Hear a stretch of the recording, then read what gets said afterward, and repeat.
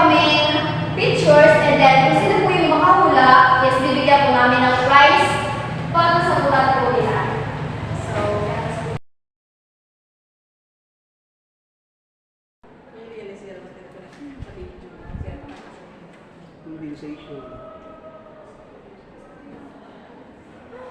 So, any volunteer po, sino po ang pwedeng sumagot sa unahan?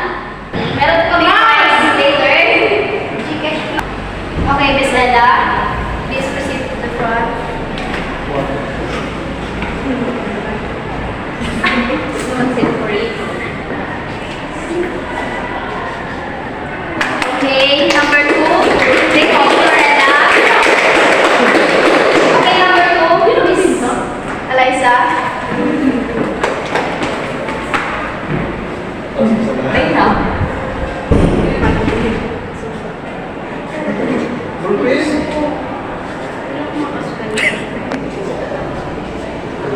Okay, very good. Okay, next. Sino po pwede mag-sagot? Miss?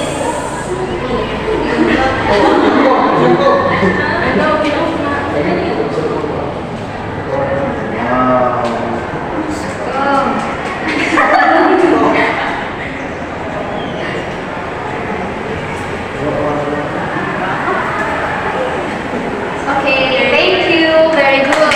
Next, for the last.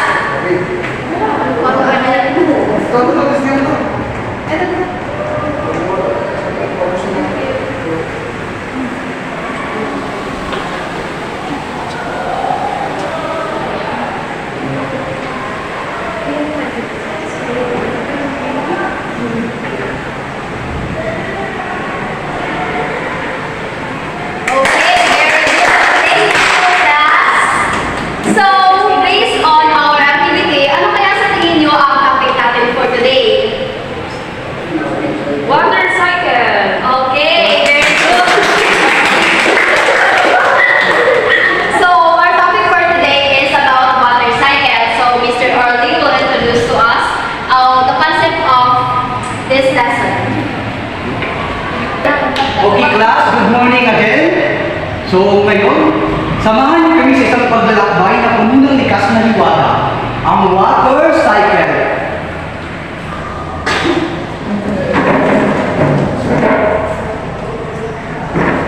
So ito po ang water cycle.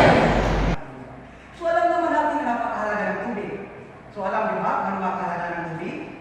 Yes. O sige nga, Miss Ayla Tapor.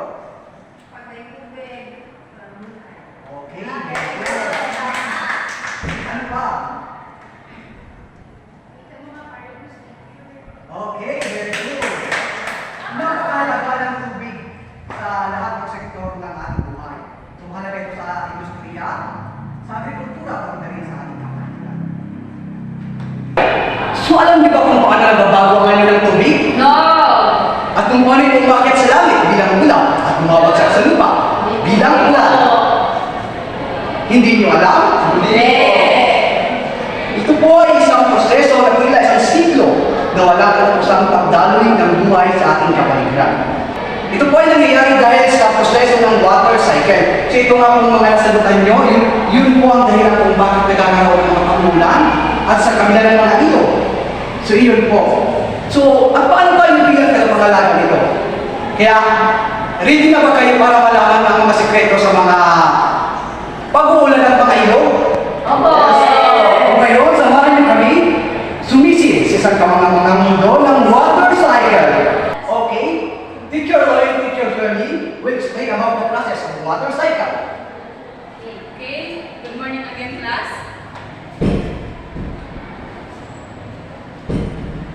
Okay, makita po natin dito ang step ng water cycle. So, tingnan niyo po, ano ang unang step ng water cycle? Class?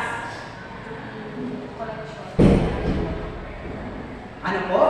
Collection. Evaporation. Yes, evaporation. Ang first step po is natawag natin ang evaporation. So, ano po itong evaporation? Ano po sa tingin nyo ang evaporation? Yeah, Ano ano ang po? nangyayari sa Pagtaas evaporation? ng tubig sa atmosphere. Okay, Very very good. good. So, kung sa evaporation, process po siya kung saan yung liquid turn into a gas. Nangyari yun kapag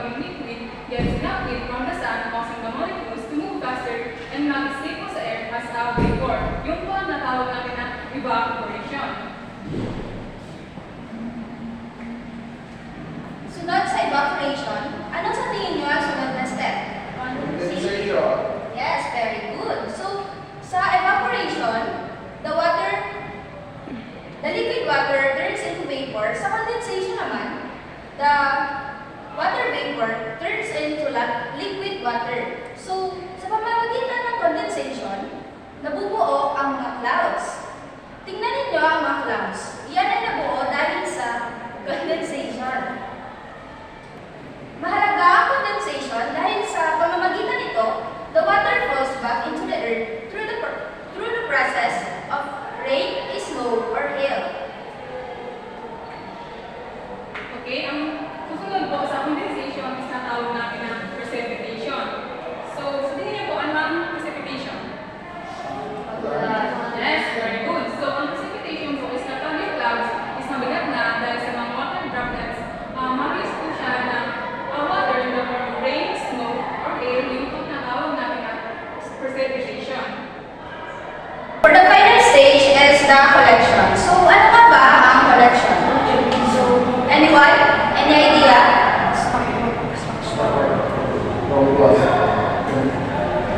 Mga stock na water galing sa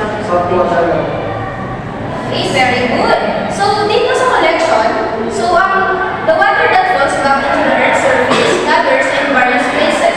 So, magbigay na kayo ng mga lugar kung saan ang mga water ay naiipon. ocean. Yan. Another one? River. Very good. So, Waves. very good, Eliza. So, water cycle is a continuous process. Even though collection is a crucial stage, it is not the end. So, after collection, the water goes through the evaporation, condensation, and precipitation once more.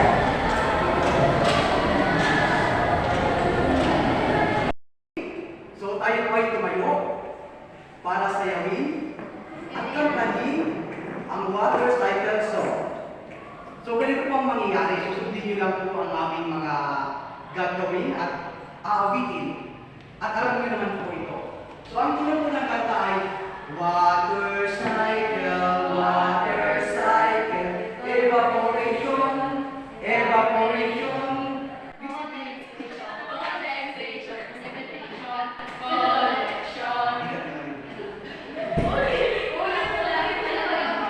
So, may steps din tayo gagawin. So, 1, 2, 3, go! Water cycle, evaporation, evaporation, condensation, condensation, precipitation, collection. Faster! Water Evaporation, evaporation, condensation, condensation, precipitation, collection. Okay,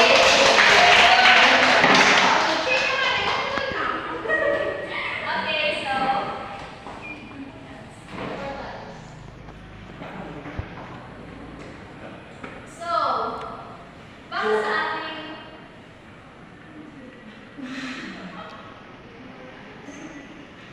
So, So, base sa ating activity, sa tingin nyo, mahalaga ba ang water cycle sa atin? Yes. Okay, tama. Mahalaga ang water cycle kasi dito natin nalalaman kung paano umiikot ang water sa ating paligid. Gaya ng kung paano umuulan, kung paano nagkakaroon ng mga rivers, oceans, and even sa mga streams. So, may naiintindihan po ba sa ating topic for today? Yes. Okay, so ano nga ulit ang steps ng precipitation? Ano ang nangyayari sa precipitation? Anyone?